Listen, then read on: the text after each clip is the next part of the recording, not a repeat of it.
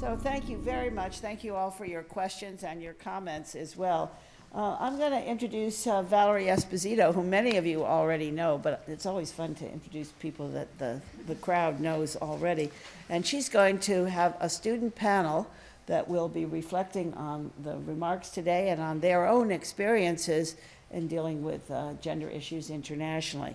So I get a chance to work with Val and with Laurel Bongiorno on the Women's Leadership Seminar, and it has been a great experience, so that's how we got to know each other.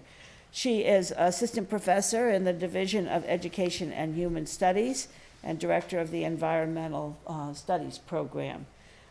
Val has a BA from American University, a master's from Brown University, and a PhD in Natural Resources and Ecological Economics from the University of Vermont. What I really appreciate in terms of this particular session today on International Women's Day is she has wide experience working in other countries, in Costa Rica, Chile, Peru, and the Dominican Republic. And one of her goals is to bring this experience back to the students here at Champlain. So now.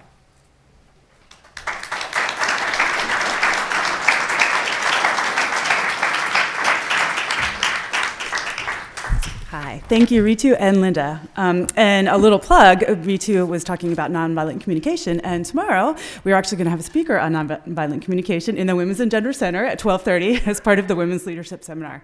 And Jeanette DiCarlo is going to be speaking with us, so everyone is invited and welcome to that as well. But I'm so thrilled to be able to lead this discussion among student leaders here on campus and around the world. So I'm very pleased to present our speakers. First is Lily Mason, who I know very well. She is a environmental studies and policy major and is an inspiration for many students both inside and outside of our program. And she works as the outreach liaison for the Center for Service and Sustainability. And in this role, she allows her to organize events for the Vermont Habitua Initiative in partnership with PAWS, People Advocating for Social Equity. And her dedication to conflict-free minerals movement is very admirable, and it has led her to join the Upstanders program in solidarity with disenfranchised groups, particularly women and children in the Democratic Republic of Congo. So come on up, Lily. Welcome.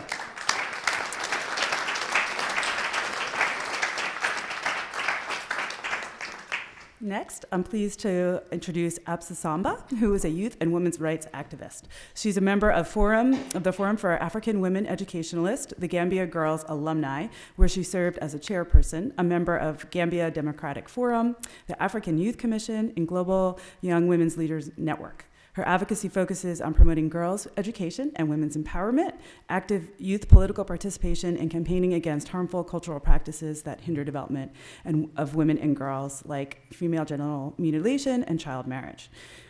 In her spare time, she's a second-year social work major with double minors in psychology and global studies. She represents students in the Education and Human Studies Division at the SGA, is a student ambassador for the Women's and Gender Center, and has actively been raising awareness around campus and FGM. She also mentors a first-year student. Welcome, Absa.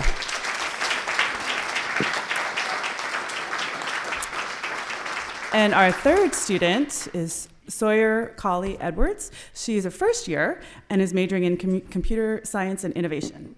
She's a technical intern at the EMC and is a student worker at the Office of International Education. She's also part of the Women in Technology Club. She has traveled extensively throughout her life, most notably in South Africa, France, and New Zealand. And before coming to Champlain, she did take a gap year where she traveled and lived in New Zealand. So welcome, Sawyer. Do we have Sawyer?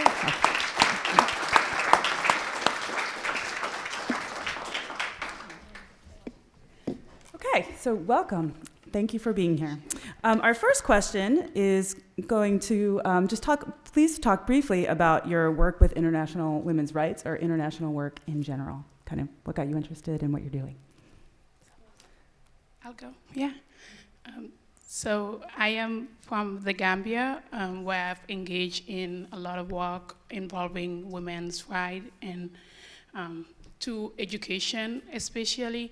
And in the Gambia, just to give some basic stats in relation to the work that I do, there are disparities in secondary education. gender disparities, of course. And there is, disparities at secondary level. So girls don't get to complete high school at the same rate as boys do. And harmful cultural practices that also hinder the development of young women in the Gambia, like child marriage and FGM.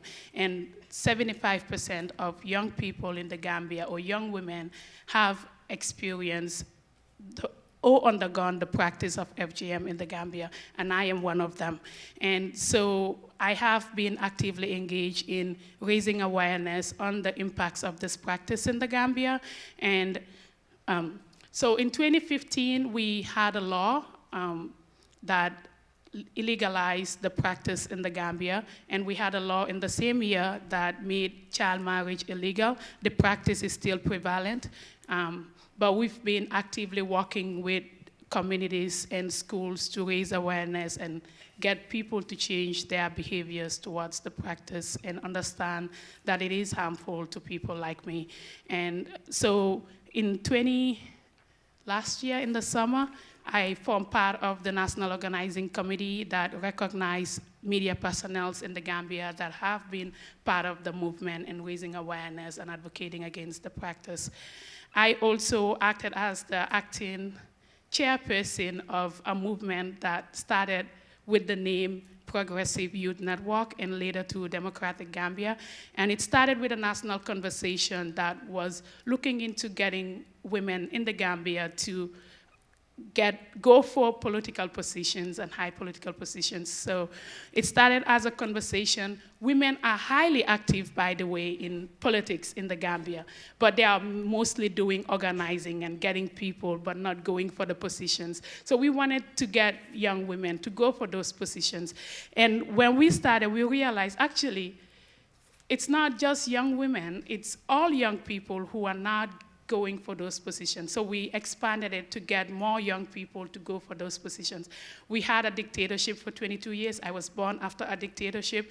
And so when we started doing this, it was something very risky, and we knew what we were going to do. And we wanted to register this as an organization, and we attempted, we didn't succeed, because of course we were scared for our lives.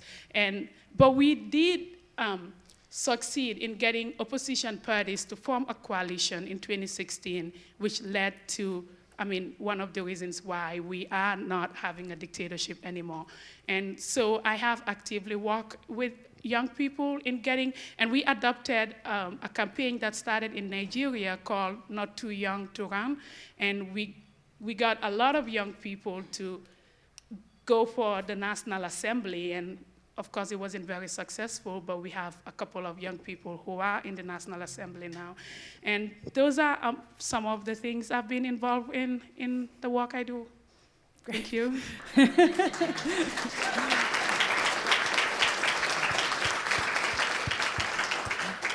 I am not nearly that cool. So most of my leadership in international women's rights work was when I was really little. I lived in South Africa for 4 months when I was in the 4th grade. So when I was there, my family, part of what we did was we went to all of these villages in surrounding places from where we lived, and we helped educate a lot of young girls on just very things that we think of as little things, like periods and things like that are all girl things that the guys there didn't know anything about, and the girls didn't really know anything about because no one was there to teach them. And then we ended up sponsoring a bunch of villages to educate their people, all of their children. It was $60 for a year, and including in that for per person, they got to be fed and they got to be educated. And the whole reason they hadn't been educated is because their families couldn't afford to keep doing it, or they didn't want to. And so we were kind of trying to provide a means for them to do that so that they could grow up and kind of change the world. That was kind of the point. But then the other thing that I do is I am on the Women in Technology Club in here in Champlain. And that's not international, but it's a way for women to try and become leaders in an industry that is so, so prevalently male, to the point where I have a class where I'm the only girl every single semester. And like trying to get over that, and like how can I still reach my full potential, and how can I help other people reach their full potential in those classes and in that industry as a whole later in life. There we go. Great, thank you.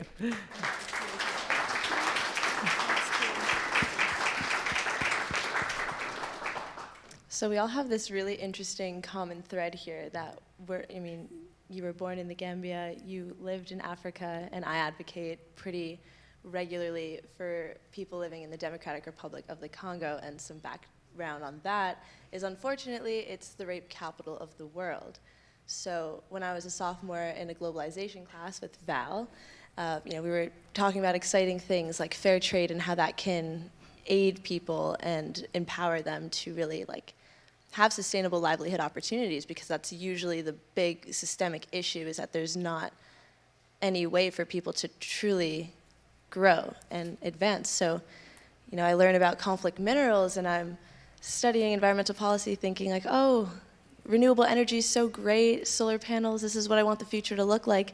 And then I learn about the human cost, which is a genocide, happening right now. And as consumers and beneficiaries of technology, we happen to, our lives are so much better because of the things we have. And so that just really set a lot of tension within my body. And I knew that that was a lot of weight. And I'm not even personally impacted by it because I'm living here with a lot of privilege in America. So recognizing that the world that we're living in, there's a lot of tension and there's a lot of pain and there's a lot of trauma. And the world that we want to live in, where there is more representation and more opportunities for people, I just began to start kind of building a team of people that were feeling radical and inspired to make some art. The local nonprofit Abutoir, the English translation of that word is rebirth or renaissance. And I think just sitting with those ideas, for me, has been extremely powerful. And so I like to share that, because I think community is something we all need as a social species. So with my job, I'm really lucky that I have that ability to create opportunities for people. So something I'm doing right now, I'm really excited about. This Monday at 3:30 in the auditorium, I have a couple of flyers I'll pass out. Changemaker workshop. There's this amazing professor at American University, Dr. Omekongo Dibinga. So Congo's in his name, he's from there, but he is a poet and he's a motivational speaker, so he's doing a workshop from poetry to protest. And so basically it's all about, one, learning about the issue, then accepting that it's a reality that we're all connected to and that we can change, is the catch, is that racism isn't inevitable. We can totally be change makers and catalysts. So he's going to have this really awesome workshop, and it's going to lead into also 350 Vermont if you're also really passionate about climate action. As I mentioned, with the whole conflict mineral connection to solar energy, I think 350 Vermont is doing amazing stuff. But then there's that moral dilemma where, is it really sustainable, or is it only sustainable for us here in the West? So that's something that I'm really trying to break through and change, because I don't think it needs to stay the same, but it definitely needs a lot of people. And I just want to note that, if you don't feel like you have the time or the financial resources to put for a certain cause that you're interested in learning about, just know that your focus and the conversations that you have with other people mean a lot. Because I've been totally changed by people and their passions, and I feel like it's kind of a ripple effect, So get, artsy with it. Have your own experience. Put too much words is. I think we all are dealing with TMI these days. I totally feel that, and I think art has a much more powerful entryway to raising awareness. So, yeah, I definitely invite you guys to all come. 3:30 in the auditorium on Monday. Great, thank you, Lily. Thank you. And I think actually that's a great segue to the next question, which is, what advice do you have for other students who would like to get involved in international and advocacy work? Anyone could start. You want to talk a little bit about your chair? Absa? Yeah. So I don't know if it's an advice, but an opinion. But one thing that has worked in the work that we do is just networking with people. There are always people who have similar interests and passion, or people who've already started doing something. Putting your efforts together can make a bigger impact. And social media has changed a lot of the ways we do things, and it really is a great platform to network and get allies and get yourself out there. And using social media makes your efforts more visible, and then likely attract more people to come on board. Also, using the approach of, sometimes we want to do big things, but we do not have the resources to do them. Start small and grow big, and look at where you can have an impact. Is it going to be one person? Is it going to be, within an environment? A lot of the issues that we advocate on, that we, support, a lot of those causes are global issues. FGM is not a Gambian issue. It's a global problem. It's a problem in the United States. It's a problem in Vermont. And look at where you can invest that little resource you have and time and energy and make the impact, because the people who you will impact other people. And so think about those things and build your network, and that's it. The one thing I want to add to that is educate yourself. Go read up on anything that you can find on whatever it is that you're interested in, and try to look at both sides of whatever argument it is, because the more that you know about it, the more you can impact other people, and the more that you can try to make a change and make a sustainable change that's from an educated opinion, as opposed to just a one-sided viewpoint, which is super important. I think it's super important. Yeah, definitely will just support that. And so going back to social media, when I was in New Zealand studying abroad, I actually met a lot of Congolese refugees, because their refugee policy is a bit more open arms than it is here in the States. And when I was talking about conflict minerals, they obviously knew exactly what I was talking about, and we kind of had this idea of let's get a Netroots page going. So you've all heard of grassroots, I assume, but Netroots is basically bringing the grassroots online so that you can reach people that aren't living in your community. So if you look up the hashtag conflict-free society, that's I guess my birth child online. I'm pretty proud of it, because a lot of really awesome poets and artists, graphic designers from Champlain have contributed. And what I've learned from the people that met me halfway, because I'm putting out this call to action, shine light on this really dark issue, is that it can be really healing to address things like rape culture and racism, because we all inherited that. It's no one person's fault, going back to the system, but it takes definitely an echo chamber for us to really resonate with people, and then for them to see that they can also make that difference. Because what I usually find too is sometimes we just don't believe in ourselves enough. And I really liked your comment on entering the void, because that's totally how I felt with what I was doing. But because I was so emotionally charged by it and not afraid of my emotions, and I couldn't ignore the issue, using that emotional intelligence in my advocacy with others, and not being afraid to really talk to them about what I'm trying to do here, which is create peace and create healing. Not being afraid of that, I think that is solidarity that has real substance, because anyone can show up to a march, but what are you doing every day, and how are you doing it? Are you doing it from a place of love and authenticity? Because that's something that is truly, you make a real relationship with people, and that's what community is all about.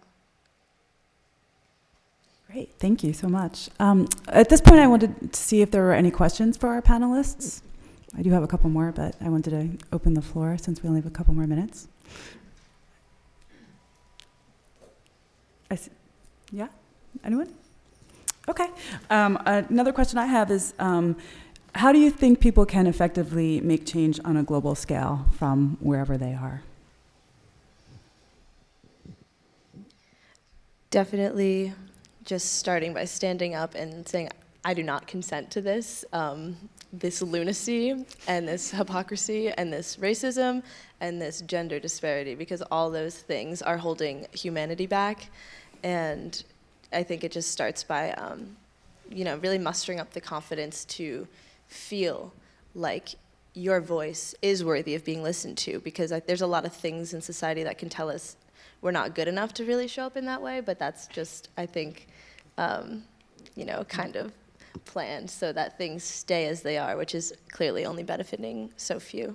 So yeah, just kind of finding that inner, summoning that like strength within yourself to then empower other people and open doors. And when you open a door, make sure that, a lot of people feel like they want to do that then for others, because it's not like a power trip for one. It's all about turning the me into we, I think, is where we can really build bridges.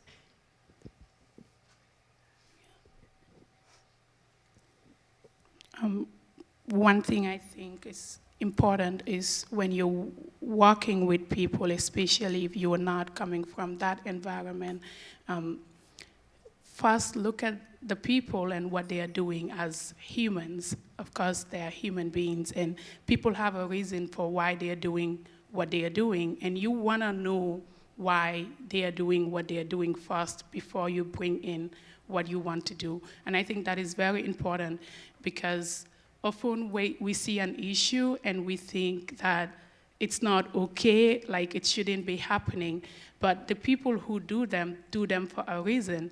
And even though those things may not be okay and we seek to change them, you want to get the people who are doing the thing on board to make that change. They have to be willing to open up to you. And they know the space and the environment that you're doing the work. So give them the space to guide you on how that work should be done. I think based on my experience working with different communities in the Gambia that are divided on ethnicity and language and culture, I know that that works. I would just say the same thing. Could I offer something that happens to be in my notebook from our seminar in women's leadership class? So we had a speaker last week from Mercy Connections, and she was just saying they help a lot of women out, and it's not coming from a savior complex. It's coming they imagine every person that walks through the door as a Buddha, not looking at all the things that have happened to them as victims, but as resilient. So this is something that she left us all with, which is A Blessing for Leaders. It's a poem by John O'Donohue. May you have the grace and wisdom to act kindly, learning to distinguish between what is personal and what is not. May you be hospitable to criticism. May you never put yourself at the center of things. May you act not from arrogance, but out of service. May you work on yourself, building up and refining the ways of your mind. May those who work for you know you, see, and respect them. May you learn to cultivate the art of presence in order to engage with those who meet you. When someone fails or disappoints you, may the graciousness with which you engage be their stairway to renewal and refinement. May you treasure the gifts of the mind through reading and creative thinking, so you continue as a servant of the frontier, where the new will draw its enrichment from the old, and you never become functionary. May you know the wisdom of deep listening, the healing of wholesome words, the encouragement of the appreciative gaze, the decorum of held dignity in the springtime edge of the bleak question. May you have a mind that loves frontiers so you can evoke the bright fields that lie beyond the view of the regular eye. May you have good friends to mirror your blind spots, and may leadership be for you a true adventure of growth. Great. I think we can thank all our panelists on that note. That was great. Thank you. Thank you. Thank you all very much. This was great. And thank you for being inspirations on and off campus and in the world. One more thought I wanted to give about considering International Women's Day is that domestically, and I'm sure around the world this happens, and we heard Absa talk about that, is that it often takes a woman 6 times to be asked either to run for office or apply for a position to actually have her kind of change her mind and do it. So I guess I would challenge all of the men out there, if you see potential in a woman, ask them 6 times, 8 times, whatever it takes. Ask them and demand that they kind of step up and take that leadership. And for the women, don't make it be 6 times that you hear something before you step up for it. So, and I wanted to end with one more quote, which was in a book I was reading last night by Tig Notaro. And it's, taking one tiny and possibly uncomfortable step at a time can ultimately add up to a great distance. So thank you very much.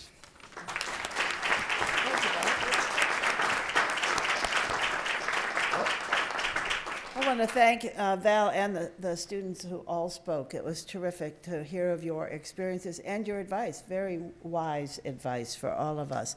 So happy International Women's Day. Thank you for coming. Hope we see you next year on International Women's Day. Thank you.